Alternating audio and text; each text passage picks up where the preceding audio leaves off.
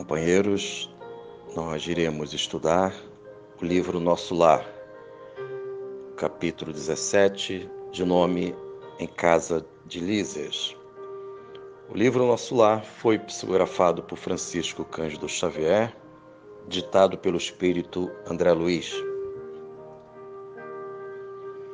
André Luiz, segundo o capítulo, ele foi liberado do tratamento médico através da autorização de Henrique de Luna. E quando ele estava diante do ministro Clarencio, e Lísias acompanhando André Luiz nesta boa notícia, Clarencio concede ao André Luiz uma caderneta permitindo o ingresso ao André Luiz a alguns ministérios: Ministério de Comunicação, Esclarecimento, de Auxílio e de Regeneração. André Luiz poderá agir nestes ministérios, participar de cursos, fazer observações. E quando o ministro Clarencio convidou o André Luiz no sentido de ele participar de alguma unidade, instituição, a fim de que o André pudesse ter uma nova família, um grupo, Lísias, de forma espontânea, solicita ao ministro Clarencio que pudesse o André Luiz residir em sua casa, o que foi aceito pelo ministro, e André Luiz ficou em contentamento. Com isso, André Luiz é conduzido à residência de Lísias e, ao chegar em uma das casas da colônia Nosso Lar, a senhora Laura, mãe de Lísias, recebe André Luiz com as suas duas filhas. E André Luiz percebe a beleza da noção de família no mundo espiritual. E num dado momento, quando todos os amigos, os familiares de Lísias estavam conversando com André Luiz, já era quase às 18 horas, a hora do crepúsculo de Nosso Lar. Esse crepúsculo, sabemos todos nós, tem a oração do Nosso Lar, em que a colônia, todos os residentes da colônia resolvem orar juntamente com o governador e os 72 ministros que, concentrados em orações, o coração azul é plasmado na colônia. E André Luiz sente o júbilo, a felicidade, uma alegria misteriosa, em que ele mesmo diz que ele sentiu que a alma se ajoelhava no templo interior. Com isso, irei fazer a leitura deste trecho do capítulo, a fim de que possamos estudar, entender esta transformação encantadora de André Luiz, já que André Luiz ele está em plena transformação, entendendo que a sua natureza espiritual, o seu eterno, deve prevalecer diante do seu eu infantilizado, das suas tendências, arrastamentos, condicionamentos. Então, irei fazer a leitura, vou ler este trecho, a fim de que possamos dimensionar a beleza deste momento de André Luiz, que viveu uma alegria, uma felicidade na casa da Dona Laura, no momento de oração, em que todos foram convidados a participar desta oração, conjuntamente com a colônia. Então vamos fazer a leitura. Narração André Luiz, lembrando que nós estamos estudando o capítulo 17 do livro Nosso Lar, psicografia de Chico Xavier. Em texto, narração André Luiz. Era o louvor do momento crepuscular. Naquele momento, porém, sentia-me dominado de profunda e misteriosa alegria. E vendo o coração azul desenhado ao longe, senti que minha alma se ajoelhava no templo interior e em sublimes transportes de júbilo e reconhecimento. Finalizando a leitura, irei repetir a parte final. Então, narração André Luiz. E vendo o coração azul desenhado ao longe, senti que minha alma se ajoelhava no templo interior em sublimes transportes de júbilo e reconhecimento. Finalizando a leitura, amigos dos estudos do livro Nosso Lar, temos aqui conteúdos relevantes, porque o André, ele está vivendo as transformações dos quais todos nós estamos sendo convidados pela dinâmica da vida.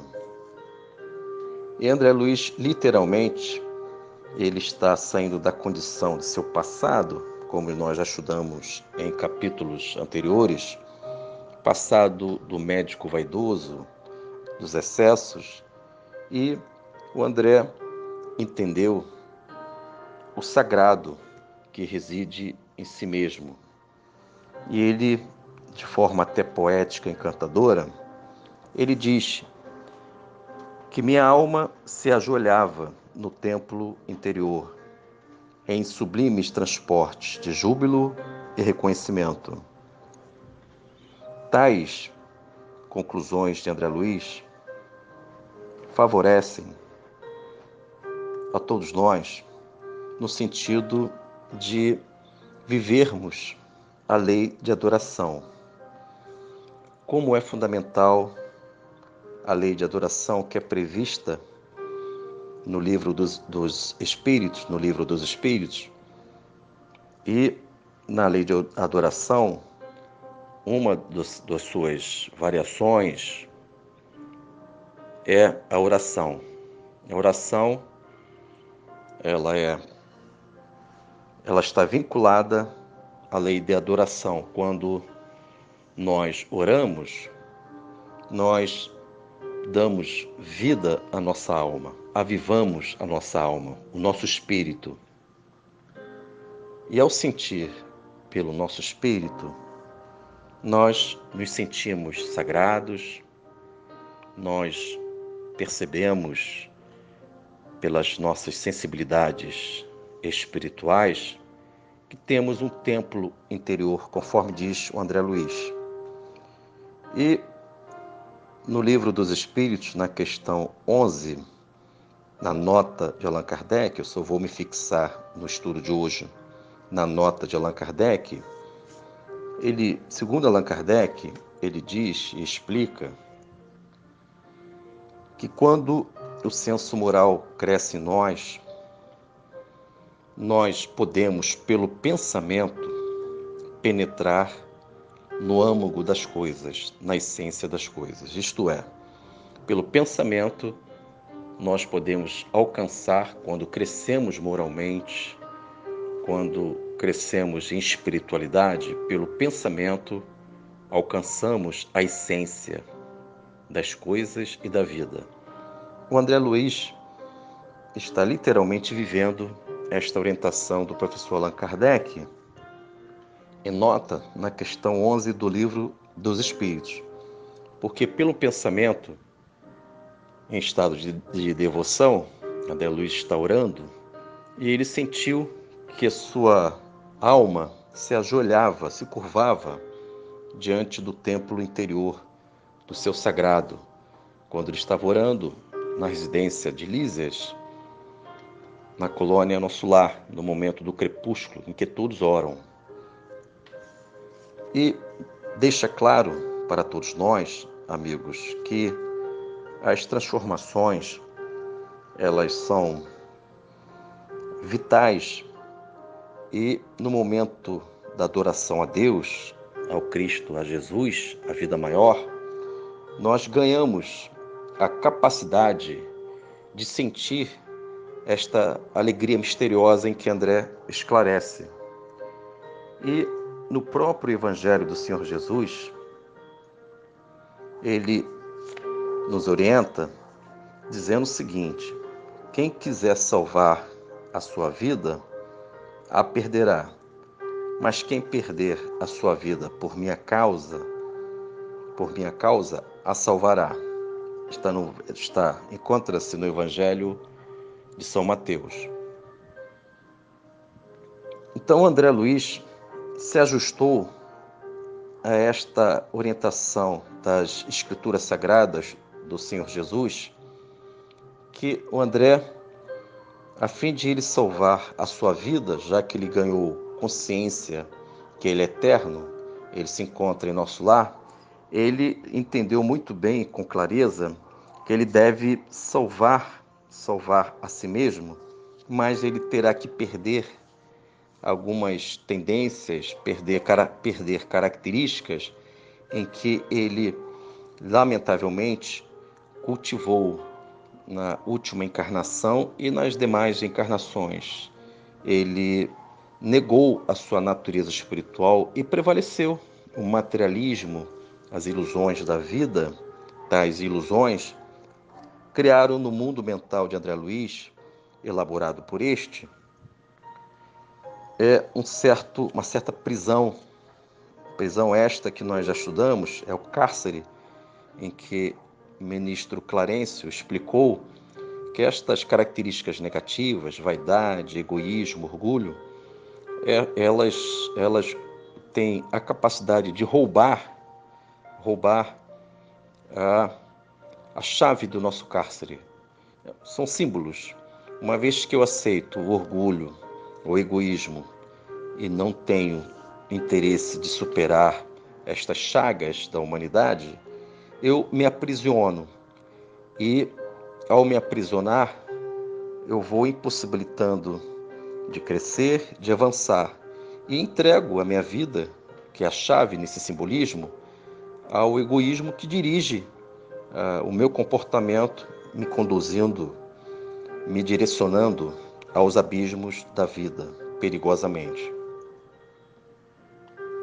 André Luiz, neste momento de encantamento, de transformação, de autoiluminação, André Luiz, ele lembra uma orientação do mentor Emmanuel. Emmanuel diz, no livro Pensamento e Vida, como nós agimos pela vida e como este mecanismo do pensamento, da mente, do nosso psiquismo, eles elaboram as nossas sensibilidades, discernimentos, percepções.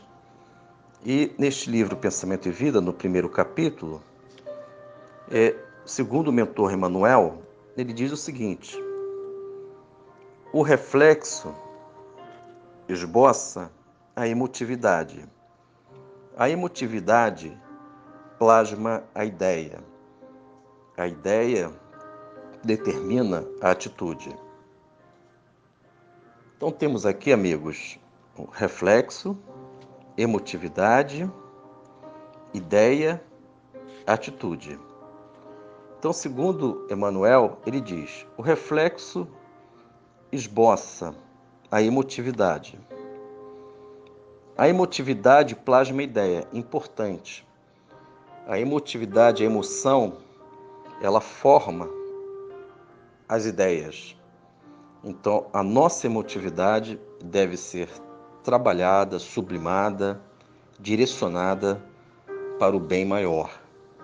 E uma vez que a emotividade plasma a ideia, está definindo a vida, a ideia determina a atitude. Então, a ideia, ela vai proporcionando para todos nós o destino. Então, amigos dos estudos, nós temos aqui com este pensamento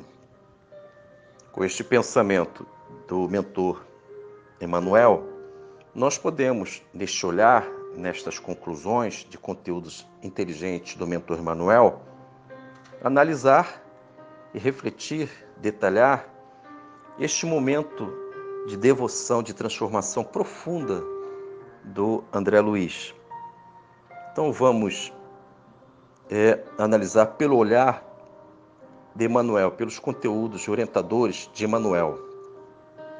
Então vamos analisar. Primeiramente ele diz aqui: minha alma se ajoelhava no templo interior, conforme já dito, e sublimes transporte de júbilo, em sublimes transporte de júbilo e reconhecimento. Com isso, nós percebemos com clareza que André Luiz permitiu que a emotividade superior pudesse produzir nele esse estado de adoração e de devoção a Deus e a Cristo. Então, a emotividade conduziu ao André Luiz a beleza de ele desenvolver definições sagradas no seu mundo interno. Ou seja, no seu mundo interno, esta emotividade, que ela está impregnada de devoção, de adoração a Deus, gerou nele, intimamente, uma definição que a vida, ela é sagrada. Esse sagrado é importante, porque permite que nós tenhamos no sagrado a sensação de vida maior. Esta vida maior dos quais todos nós buscamos. E segundo Emmanuel, da emotividade, a emotividade ela pode ser boa ou não. No caso do André Luiz, neste momento de oração, ele sentiu que a alma dele estava ajoelhada. Se ajoelhava no templo interior. Nesta curvação que ele fez simbolicamente dizendo, ele está fazendo uma adoração ao sagrado, esta emotividade permitiu que ele pudesse plasmar a ideia e, nesta ideia que a vida é sagrada, ele está agindo no mundo externo, no mundo das realizações concretas, no mundo objetivo, há uma predisposição, na medida que ele tem ideias do sagrado, de agir de forma contínua, constante, buscando o melhor, o equilíbrio, a moderação.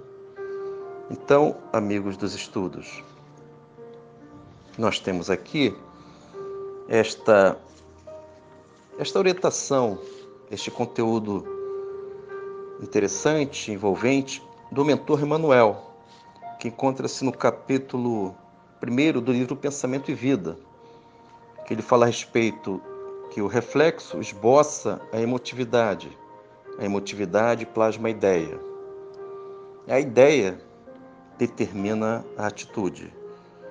E o André Luiz, ao sentir esta emotividade do sagrado, no momento que ele está orando na casa de Lísias, ele conseguiu plasmar, formar, elaborar ideias do sagrado em si mesmo. E esta ideia vai determinar em atitudes o seu destino. Com isso, nós podemos desenvolver em nós a oração, esse estado de beleza, este momento de autoestudo, que orar é um estudo de si mesmo, lembrando a questão do Livro dos Espíritos, 660, item A. Então, quando nós estudamos nós mesmos, através da oração, alcançamos um certo momento de concentração no bem. E este bem, ele vai conduzir a cada um de nós essa alegria misteriosa, esse silêncio que nos dá uma certa precisão, passamos a ter uma certeza, passamos a considerar que a vida ela é espiritual. Então, amigos dos estudos, acrescentando ao nosso estudo, gostaria de apresentar uma carta de Paulo de Tarso a Efésios, a fim de fortalecermos os nossos conceitos do bem.